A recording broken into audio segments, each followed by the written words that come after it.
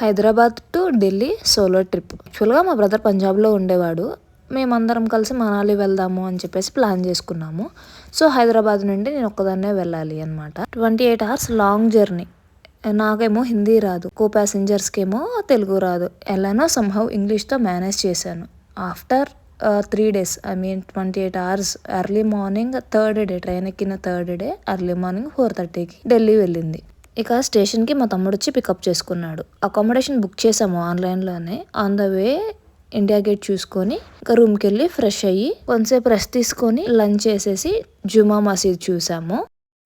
తర్వాత cannot place అని చెప్పేసి యాక్చువల్లీ దాన్ని రాజీవ్ చౌక్ అని అంటారు అంట.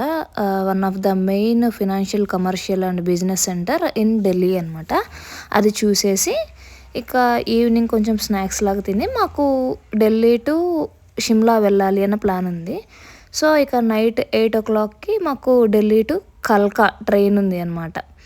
యాక్చువల్లీ నైట్ స్టే చేయాలి అని చెప్పేసి అనుకోలేదు. నైట్ 8 o'clock వరకు ఎంతవరకు ఢిల్లీని ఎక్స్ప్లోర్ చేయగలమో అంతవరకు చూద్దాము అని చెప్పేసి ఢిల్లీలో విజిటింగ్ ప్లేసెస్ మ్యాక్సిమం కవర్ చేసాము. అంటే అప్పటికి నేను ఢిల్లీ సెకండ్ టైం రావడం.